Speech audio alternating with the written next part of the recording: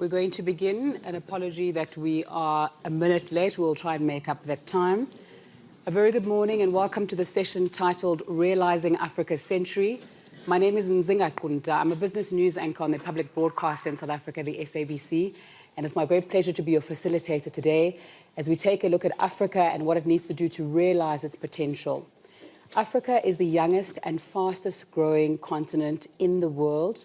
It's also home to over 60% of uncultivated arable land and has an abundance of minerals necessary for the energy transition. So how then do the public and private sector leaders take advantage of this? How do we move fully into Africa's century? Joining me on the panel today are the President of the Swiss Confederation, Alain Berset, the Head of Government of Tunisia, Professor Najla Bouden, the Under-Secretary General of the United Nations, Winnie Byanyima, will join us a bit later on, and the Chairman of MultiChoice, Imtiaz Patel. Thank you, all of you, for being here. Just a reminder that the hashtag for this event is hashtag WEF23. For those joining us online on television, that's what you can use to be part of the discussion. For those of us joining us in the room, we will be taking questions a little bit later on in the second part of this discussion. Let's begin then. Professor Bouden, if I can start with you. What are the priorities that you think are needed in order to unleash Africa's potential? Thank you. If you permit, I will talk in French. I'm more comfortable in French, but maybe I will shift from time to time. I think that...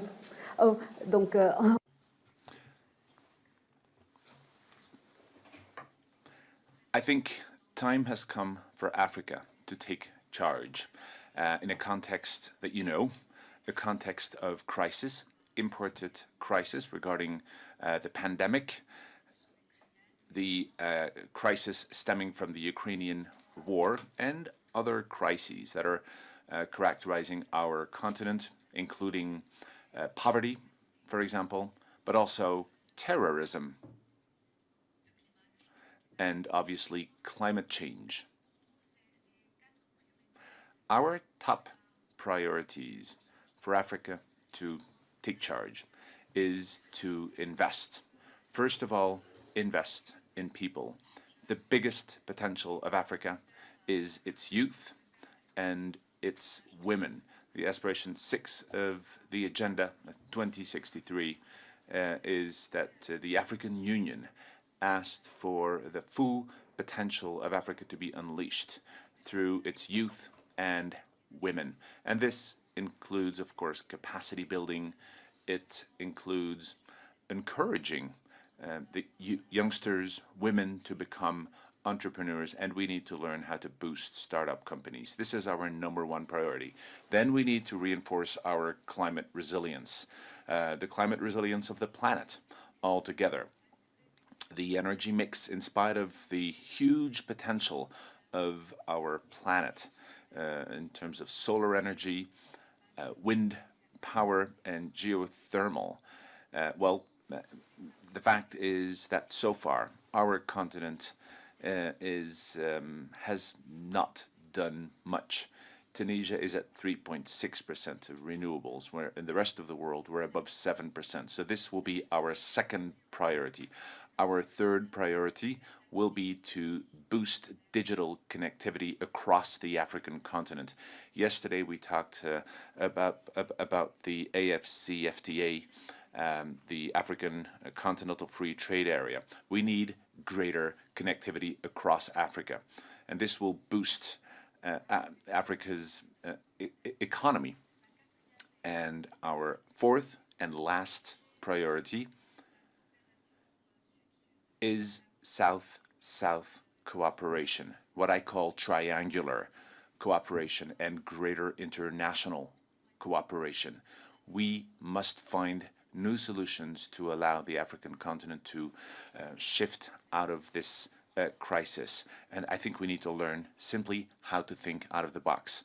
These are my 4 priorities for Africa going forward to make Africa a more sustainable and more innovative continent. Spoken about some of the things that make Africa so unique and make us so powerful as well, whether it's the workforce, whether it's the innovation, digital, and these many startups that you're saying are on the continent. What about the African continent makes it ripe for this African century to be realized? Thank you very much, Nzinga. I have to rely on my notes. I can't rely on my brain anymore, so I've made some notes. And I've got a few points to make. The first one is that obviously everybody knows it's a very young and a very large population and going to continue to grow and going to have amongst the big, large cities of the world in Nigeria, in Tanzania, and in other parts of Africa. A fast-growing middle class, 65% of the population is under the age of 35. That makes for a very, very interesting market. The analogy I use often is if you think about India of 15 years ago. I remember in 2002, we went to look at investing in broadcasting in India. And there was a narrative within our own company, people who had not been exposed culturally to, to that part of the world, saw it as infrastructure is poor, dirty, corrupt, all those kind of really bad connotations, right? But if you look at India today, with that large population, and they were quite poor, right? They've taken 400 million people into the middle class, right? It's a market where it's almost difficult to get in because the price of assets are so high, all of those kind of things. So I think in many ways, for me, Africa represents the Indian opportunity of 10, 15 years ago. The people are resilient, super resilient. They are hungry for growth, and everybody wants a better life. And I think, to your point, it's the spirit of the people one cannot ever underestimate. People are tech-savvy. If you go anywhere in Nigeria, people are so tech-savvy, it's unbelievable. There are pockets in South Africa, in the Western Cape, in other parts of South Africa, where, Kenya is just like supremely tech-savvy. So young people are adopting and breaking the digital divide, not because the platform is there, but they themselves want to break that. Policymakers, and I saw a lot of debate this morning, government and business arguing with each other about who comes first and who doesn't. We tend to take a generally positive view. When I talk to policymakers and I listen to people, I think there's a general awareness that they need to lay the foundations for growth. So I'm quite positive that policymakers are going to take us in the right direction, as you've already mentioned. The digital divide is narrowing, and narrowing really fast. We have natural resources like sun and wind that will solve, in the long run, the renewable energy problem. And I think, ultimately, if you look at the way we've handled the pandemic, everything looks really positive for Africa, in our view. Ellen, let me bring you into the conversation as someone from outside our continent. For the last 12 years, Switzerland has been ranked as the most innovative country in the world. How can Switzerland best partner with Africa in order to foster more of the innovation that has already been spoken about and that is already there as well?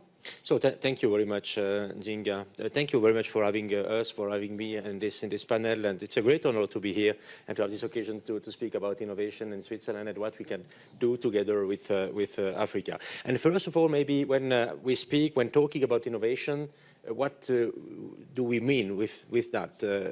I mean new processes, I mean new products, new services that gives you an advantage over your competitor. That's maybe it could be a definition. And I will start right now, if I may, with the conclusion. And the conclusion is, for Switzerland, it is really important to work with African countries and to partner with African countries to support the creation of innovative ecosystems. What does mean an innovative ecosystem? How could we reach that? It is through exchange of know-how. It is through technology transfer. It is through investment in education, in academic exchanges between our countries, and in the support for startups and small businesses. And that's the conclusion. And how do we come to this conclusion? And To explain that, I must explain also something about Switzerland and innovative processes and innovation, history of innovation in Switzerland. And we have a very long history of innovation. You know, the watchmaking, you know, the pharmaceuticals, you know, the machine industry, you know, the textiles, you know, the chemistry, you know, the banking sector, you know, the blockchain, you know, also the chocolate. Chocolate making, it is not so easy. It was really, really innovative. It was really innovative with the first factories in the 19th century with the invention of the mix of chocolate and milk. It sounds obvious today. It was not obvious at the beginning, and with other well, very strong innovations. And you know, today chocolate, it's not just only chocolate. Chocolate is also a science. It is a science, and there is a chocolate working group led by a professor of the Swiss Federal Institute of Technology in Zurich, and saying that, I just want to tell you that innovation has this long history, and the main point now is where does it come from, and how could we have the ecosystem to do that? These ecosystems are more or less always the same, have always more or less the same construction. It is a mix of educational system, high-class universities, vocational training in Switzerland, very well known. It is a very close pragmatic collaboration between research institutions and industrial partners and government at all levels. It is to use and to have startups to test new ideas. Sometimes it works, sometimes it doesn't work, it's okay. It is to have the presence also of multinationals, big firms. They push research and development, they invest in research and development. It is also to have the protection of intellectual property, to have proper investments, and also to have the digitalization to foster solutions. And between Africa and Switzerland right now, we have partnership with South Africa in the development of blockchain, for example, and we are trying to develop those ecosystems. With this example, we have also another example in the health issues, where we are quite strong also with our pharmaceutical industries in Switzerland, but I can explain that maybe later if you want. Okay, Winnie, let's bring you into the conversation. We've been speaking about potential innovation here, but if we bring the context into where we are now, emerging hopefully from a pandemic, you've spoken quite a lot about the need for Africa to be self-reliant, particularly when it comes to tech and health. So how do we make sure that that happens? Thank you. And I'm sorry I'm a bit late, Okay. coming out of another session. Yeah, I'm a proud African, and there are many challenges, but I always see the potential of our beautiful continent. There is a bright future. By 2035, there will have been more young, smart Africans entering the workforce than in all the other continents combined. That's how dynamic the continent is. But right now, we have to agree that Africa is facing a raw deal and is being crushed. And I'm going to talk about the health sector, which I work in. We saw with the COVID pandemic how rich countries hoarded the COVID vaccines. They bought more than they could use. They left none for the rest of the world. Not only that, they also refused rich companies and their governments to share the technology so that others could produce for themselves and survive.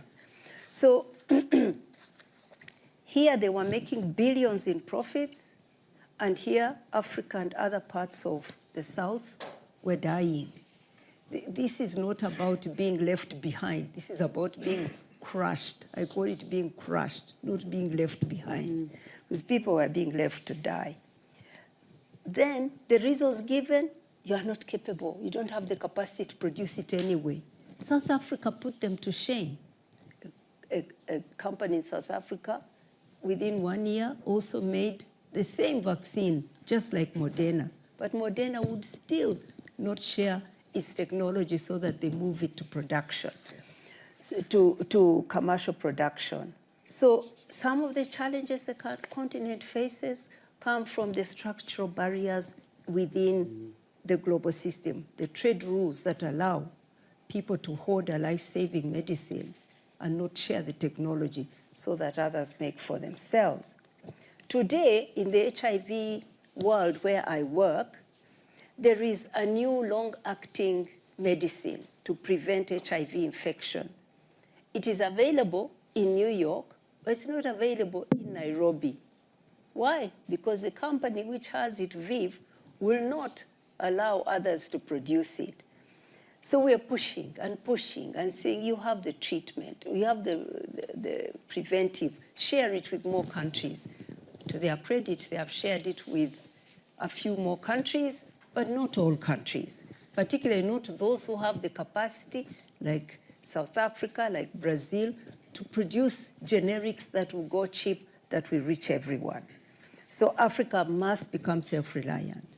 But to do that, it must also work on its own issues, like build the market where products can be sold and then that are at a competitive price with other regions. That is our business of integrating our market. It's happening, but needs to happen faster. But also, global rules must change so that we can have the space to innovate and to build our own medicines and vaccines. South Africa has a hub, I must end on that one, has a hub for mRNA technology, that technology that was used to save lives in COVID. This hub has spokes all over the South, in Asia, in Latin America, in the Middle East, sharing technology. It's really the first model of developing technology that is shared across regions. It needs support, political support, technical support, financial support, so that it succeeds before the next pandemic. These are the things that will save us. And I'm optimistic because Africa is doing what's right to build its market, to share. And then also, we need a global movement to change global rules, make them work for all of us. Professor Buren, what Ms. Bonima is speaking about is something that you as Tunisia have been working on when it comes to cooperation among the continent, also bringing people outside, perhaps like partners from Japan. Just tell me a little bit about that. Yes, thank you. As for continental and international cooperation, we firmly believe that Africa's future lies with itself and its people, you know, and homegrown solution, solidarity and ownership are the key principles that guide actions and policies when it comes to achieve Agenda 2063 priorities. And in this spirit, Tunisia is sparing no efforts to further consolidate the intra-African cooperation and advocates for a more constructive and concrete South-South and triangular cooperation. And the African Free Trade Area will definitely contribute in accelerating Africa's development. And as you know, we have organized in late August of 2022 the 8th TICAD, the Tokyo Conference for Africa Development. And there we have identified a huge number of mature projects that are that are confirmed to be implemented. And I would like to talk also about international cooperation, because international cooperation and multilateralism remains instrumental in supporting Africa's transformation agenda, and thus in helping build the continent's future. There is a strong case to call for renewable partnership with Africa that embodies more the values of, and this is where we think strongly, solidarity, sustainability, and justice. And as demonstrated by the COVID-19 crisis, no one is safe unless everyone is. And this mantra is still relevant in the face of the pressing global crisis that we are facing in Africa. Imtiaz, we've spoken quite a lot about the wonderful things about our continent and some of the challenges as well. It's not obviously, Africa is not one place that has the same environment. There are also quite a lot of challenges when you're coming in, particularly if you're an investor, if you're looking to do business. Just tell me a little bit about your experience with that. Yeah, very happy to share. We've been on the continent for 35 years. It's definitely not easy to navigate. I don't think any prize worth having is easy to get to. You're right, it will be a mistake to treat the continent as one country. Your world is very different from our world. We operate in sub-Saharan Africa. It's very different nuances, different languages, different cultural nuances, all of those kind of things. I think you need to understand those kind of things. Our philosophy as a company has been to take a macro approach, a macro strategic approach with a local tactical operational approach in each country. I think it requires deep belief. It's not an easy continent, so you need belief, and I think belief is really important. I think you need commitment. If you're committed, and you need to be committed for the long run, that's very important. You need a deep understanding of the local nuances in each country. They are really, really important. You need to have resolve. Resolve is really important.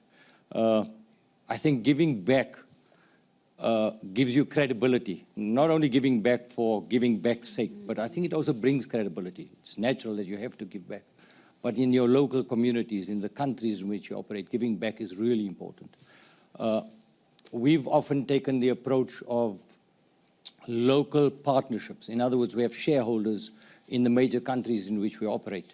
We have local management. It's very hard, I think, for a South African colonial, sometimes the rest of Africa sees South Africans as colonial in their approach.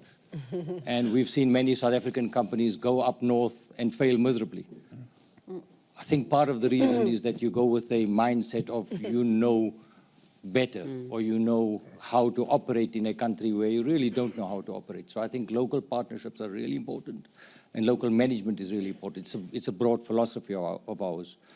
And then we spend almost $1 billion a year on investing in local production, local content.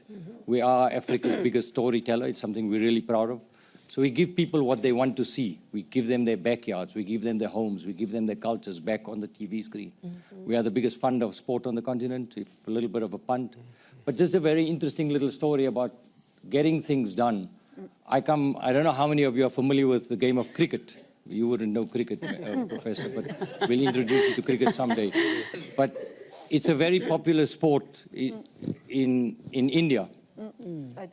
Okay. So we started a competition, a cricket competition in South Africa. It's on at the moment, right? We partnered the federation. We became an investor. 2 nights ago, in a very big stadium, 30,000 people in Johannesburg, full stadium, young people, we asked people to bid for ownership of 6 teams. Those 6 teams are all owned by Indian conglomerates.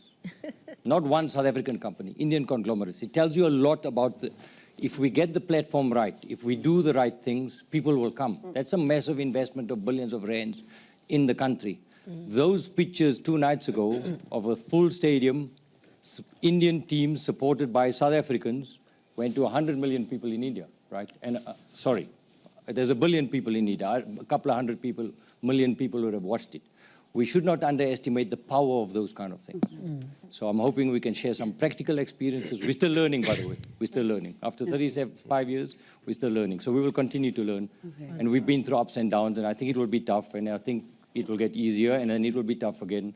But ultimately, we are committed to the continent. All right. President Bese, you were speaking earlier on about collaboration, as Imtiaz is talking about now. The world is so open and there's so much opportunity and room. Just continue giving us more examples. And I think I found this example about Emerine hub in South Africa really interesting, because with a hub you can start with collaboration, you can develop an environment where it is possible to grow. But you need a strong anchor. And this anchor are the people. Well, you need investors, that's clear, but it's not enough. An investor can come and he can go. You need an investor and he must stay. And when he go, you need other investors. How do you create that? We can create that with a strong environment. I named that before ecosystem. And part of this ecosystem are the people living here. That's why education is so important.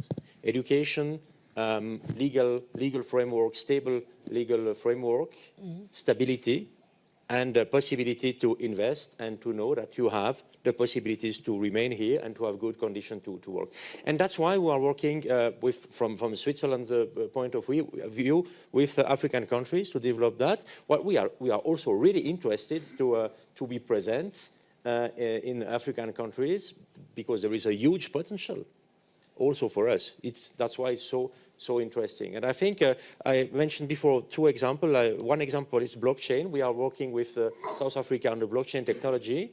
What does it mean concrete? You must be very concrete when you want to achieve something concrete. That means we are participating, or Swiss participants are participating to hackathons on the blockchain in South Africa.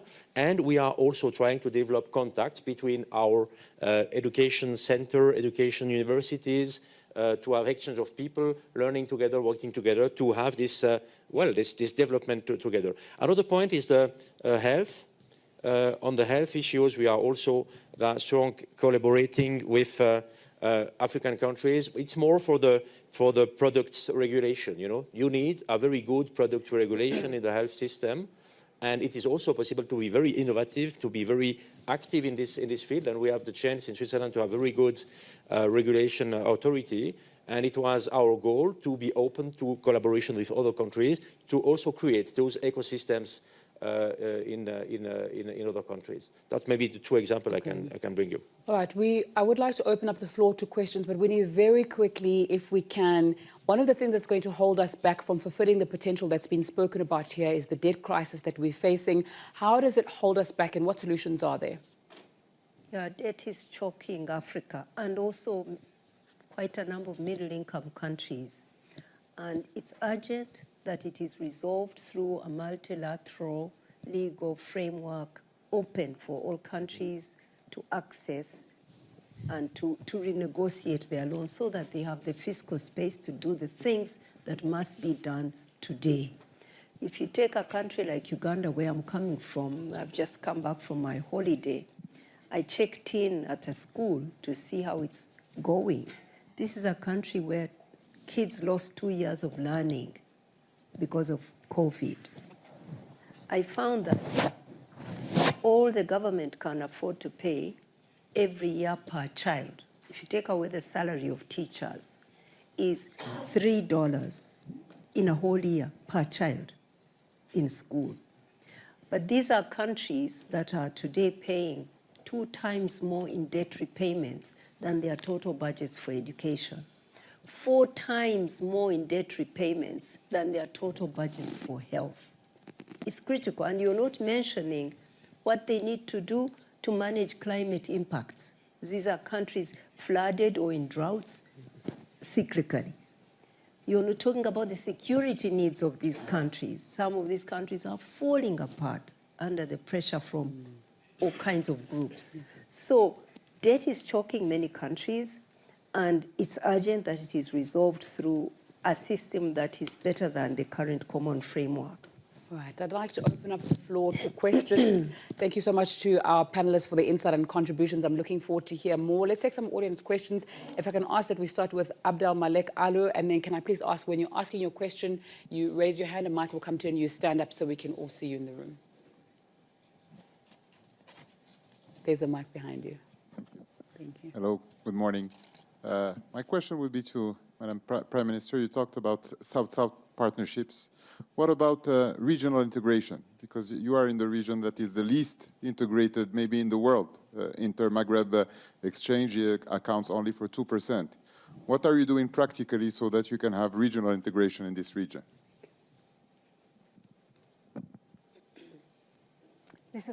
Yes. C'est pour moi. Une meilleure intégration. Better integration. We have already started working on integration through students. We have a lot of students from sub-Saharan Africa, but also from North Africa. Why are you saying that there's only 2%? What in trade? of the 5 Maghreb countries? Again, this trade integration needs to be based on a number of criteria, trade balances and so on. And to the best of my knowledge, I think we are far beyond 2%, which is why I'm asking you where you've obtained that figure. These are official figures. It's one of the least economically integrated areas in the world. Well, that figure that you're putting forward is perhaps does not reflect reality fully. But what we have tried to do is to boost the connection and common infrastructure, notably with Algeria, with the Trans-Saharan, with the corridor, with a number of infrastructures, major infrastructures that are going to be built, the deep water port. We've just finished building the motorway from Tunis through Gabes and Medellin.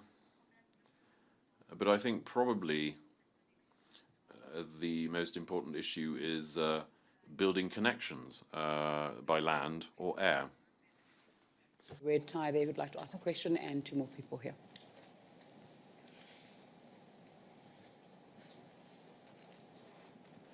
Maybe just to follow up on this question, I'm Binta Diop, and the special envoy of the African Union.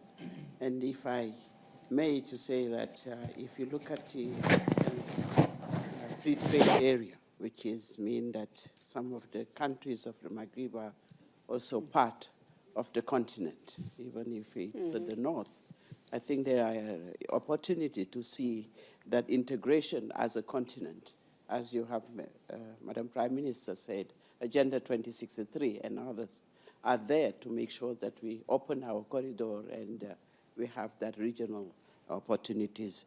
Maybe your question is, how do we make sure also that in terms of the political integration as well, because we look at the economic, but also how the region, because we have ECOWAS, we have the SADC, we have the all the region which are integrated. So maybe they will have some kind of challenges when it comes from region to region.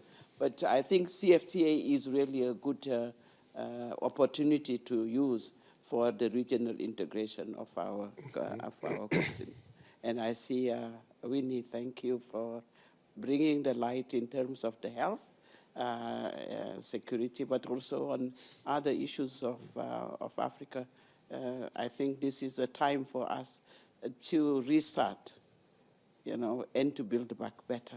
There are opportunities here, and with the community, the business community, and what's has been said, the example of Prime Minister have said, the President of Switzerland have talked about chocolate. How do we use that solution and learn from what Switzerland have done to replicate it in other countries that are, for example, producing,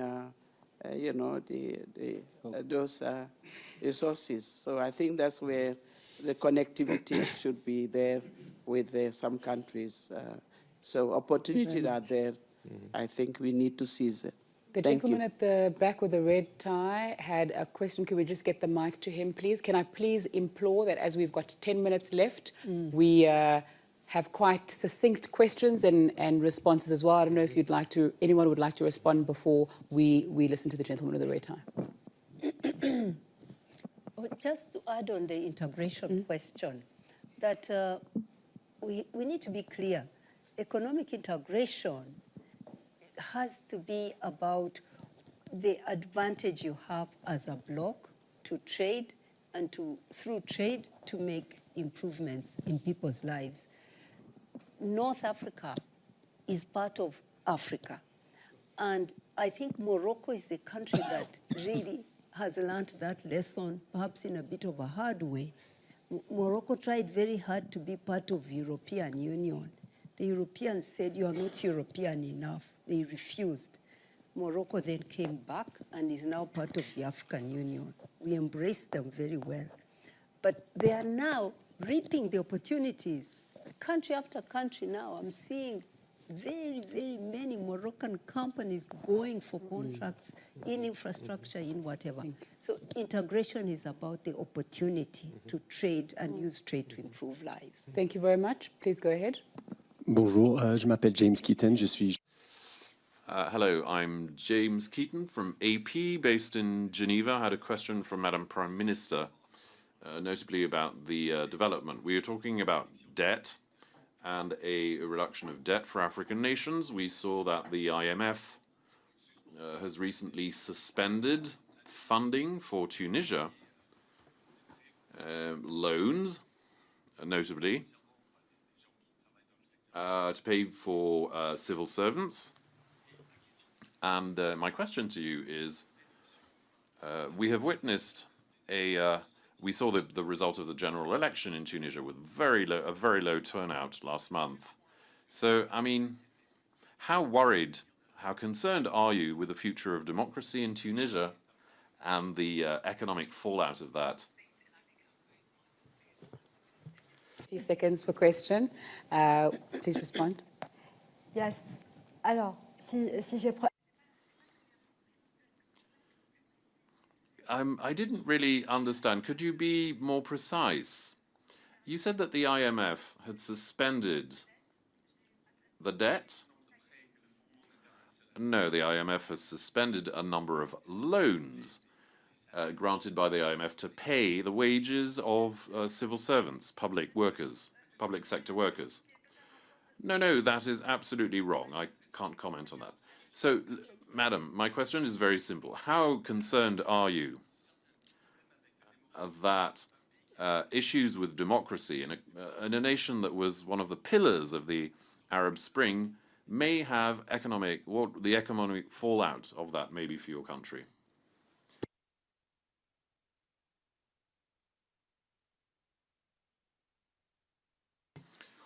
Could you repeat that? Let me tell you. If your question gets answered, I'm just left with 7 minutes. So I want to make sure as many interactions as possible happen. Please stand up, introduce yourself. Question in 30 seconds or less. Who's it directed to? Joe Kenner, President and CEO of Grayston in New York. I wanted you to talk about, because we haven't heard much about the impact and the challenges you see with the African Continental Free Trade Agreement. So if folks could give us the challenges and opportunities you see with that. Thank you very much. Anyone would like to volunteer to take that? I would say something on this issue. Thank you very much for that. As a Swiss president, it's quite difficult for me to speak about it, but I try to give what I can talk about it. Yesterday, to this breakfast we had with the African countries, and it was the main theme, the main issue, the free trade agreement. And I must tell you, I was really impressed to see one free trade agreement with 1.7 billion people. It's huge, it's fantastic, and it must be very well implemented. It means a lot. But what means implementation? You need for that to have the really implementation on the field. You need to have a good logistics. You need to have good travel possibilities, to have people in contact. It was also amazing, not so positive, amazing yesterday to see that to travel from one African city to another African city, you have to come to Brussels or to Paris. To improve this situation, to have better contacts and to develop stability, legal framework stability, institutions, and it will be a very, very strong thing. I just wanted to underline this because I think it is absolutely key for the next decade. So can I just add, it's easier for us to travel into the rest of Africa from South Africa, where people based in Dubai, because it's easier to use Emirates to get into Ghana, Nigeria, Tanzania, anywhere else, as opposed to traveling from South Africa, which is a real problem. Your question in 30 seconds or less, and who's it addressed to, please? Thank you. Hi, I'm Sangu Deli of YGL from Ghana. So my question is, we've spoken about the travel connectivity issues and economic integration and the hope of the Africa Continental Free Trade Agreement. But before we get to that, there's the most basic thing, which is the movement of people. As it stands today, if I have a US passport or a European passport, it's easier to travel across Africa than if I go with my Ghanaian passport. How do we fix this? Thank you. Thank you. Rennie? Yeah, it's easy to say what should happen. It's tougher to do it, but definitely African countries, African leaders are seeing the importance of free movement of people and goods.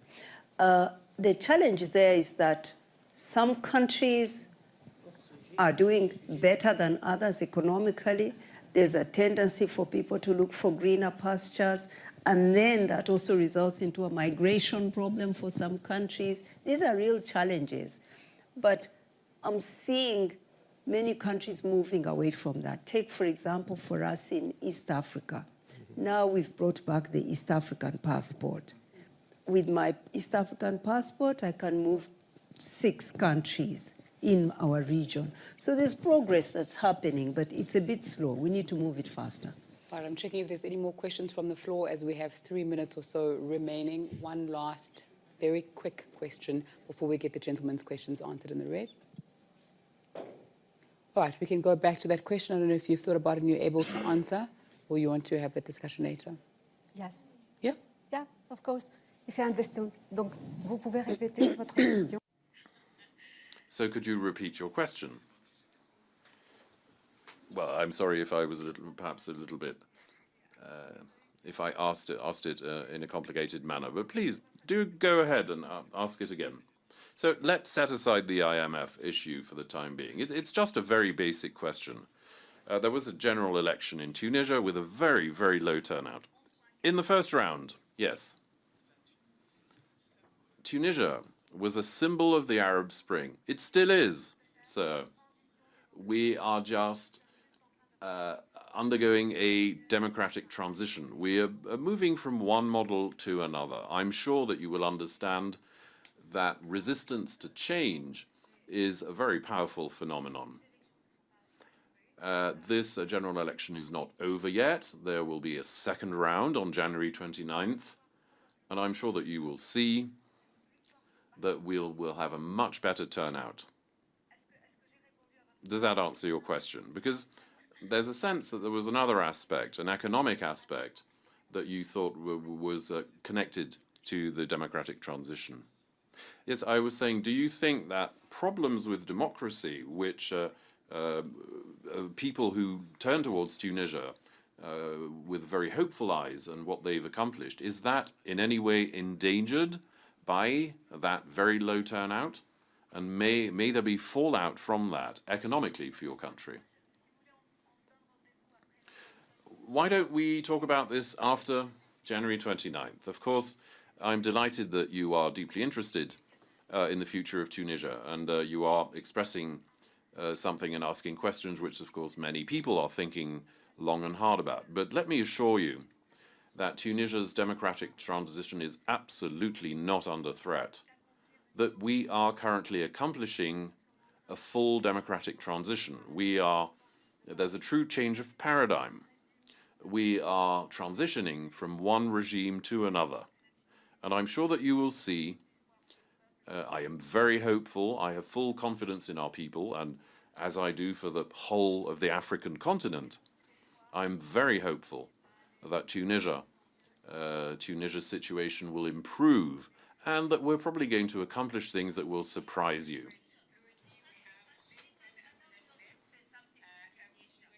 Nobody's talking Tunisia. We're going to wrap up and try and continue the discussion. What I am going to ask the World Economic Forum to do, though, is make sure that we have the next Africa session we have is an hour and a half. Yeah. Because last year when I moderated this discussion as well, it also got very heated. We've got so many different countries, we've got so many different opinions and so many different issues on the continent. And this is just an example of how we need so much more time to ventilate the issues and really have discussions among different role players in the country, in the countries and in the world. I'd like to thank you all so much for this we combine the African passion discussion. with Swiss precision. We'll be perfect. We will be good to go. We will realize the African century. Thanks so much for your time and attention. Good afternoon.